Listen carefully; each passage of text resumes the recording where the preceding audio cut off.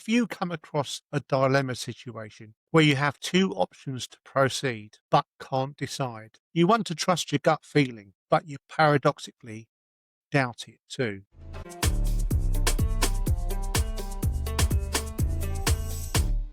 Welcome to Peace Unplugged. This is the podcast where we explore the complexities of mental health with compassion and understanding. In this episode, I'm going to share with you an example of one of the very many times I have been challenged by a dilemma: choice to take early retirement, purposes of preserving my mental health. It was a particularly difficult decision to make, with considerations for finances, my family, and my overall health, and a sense of conflicting loyalty. On reflection, I went with gut feeling, and with hindsight, I think I made the right decision. In a world of overwhelming information and conflicting opinions, how do we stay true to ourselves?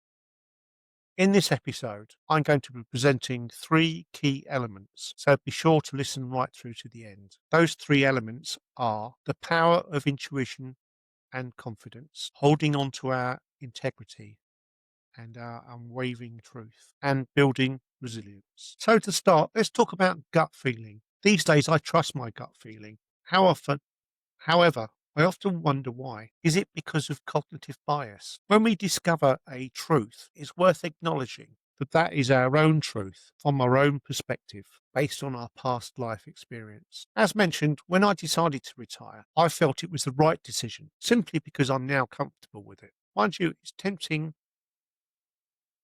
to question this opinion. That the key issue here is that I'm comfortable, and that is giving due considerations in an ecological sense, i.e., is it good for me? Is it good for others? And is it good for the environment? Fast, intuitive decisions are, however, not always the best decisions, and are very much associated with the emotional part of our brain. Daniel Kahneman, in his book Thinking Fast and Slow, explores this with two concepts: that's fast, intuitive thinking, which is emotional, compared to slow, deliberate thinking, which is logical. Fast, intuitive thinking is linked to getting immediate satisfaction or relief to physical or emotional pain. For instance, satisfying our immediate hunger risks that eating all the food at once can possibly result in a shortage later on. Another example is spending money on a particular desire. This gives an immediate dopamine hit that later wears off and may involve guilt over being short of money later on. It satisfies a want compared to a need. So here's a thought I have now, or at least it was a thought when I was writing the script to this podcast. I fancy a pint at the pub, and if I go, I will get quick satisfaction from that. However, I'll likely regret it later on for not doing the work of this podcast. The second, slow, deliberate thinking, accesses the logical part of our, and that considers the consequences of our decisions. Whilst that is useful, in some circumstances, it can lead to paralysis of thinking, perhaps upon some larger projects. This can mean remaining in the pain of what we know from fear and anxiety of change, which in theory may result in a better outcome. Personally, I'm guilty of indecision. I think that's because I fear being judged, and that's based on past experience, especially from childhood. I'm suggesting here the issue is not whether option one, intuitive and immediate decisions, is more or less favourable than option two, which are slow and logical. It is to have the knowledge to make decisions where appropriate. Having an awareness of this can help to build confidence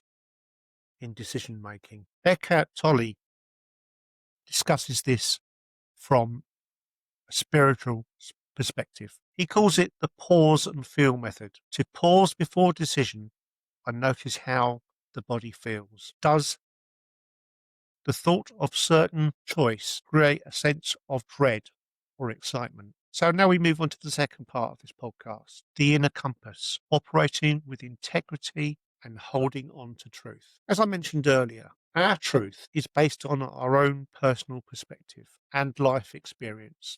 Integrity is drawing an alignment with our personal values. Having a strong sense of personal truth allows us to build confidence. Strong sense of personal truth is the anchor, allows for confidence and resilience.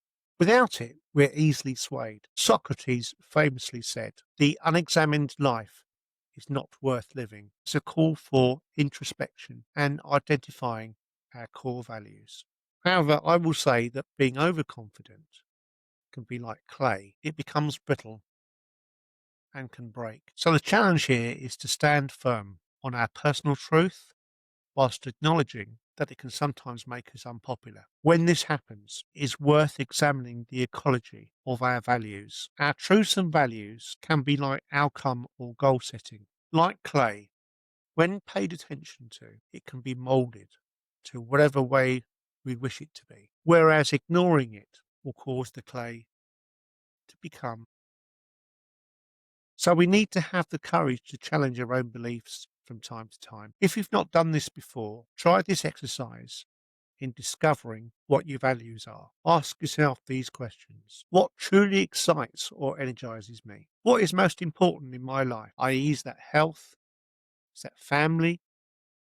Is it personal freedom? Ask yourself what you're most proud of. What compliments do you hear about yourself most often? Describe a time when you were angry or annoyed and identify one of your values that's not being met. Identify 3 people that you admire and why. If you had to describe yourself in 5 words, what would they be? There is a set example of values to look at in the notes on this podcast. Look at those. It's essential not to pick the ones you think others will judge you for. So be authentic in your decisions. Group those values. It will help you to have a better understanding of yourself. Now we come to the third part of this podcast, the resilient mind, balancing truth with openness. So now, how do we address the central paradox of this episode? How do you remain steadfast in your truth while being open to the wisdom of others?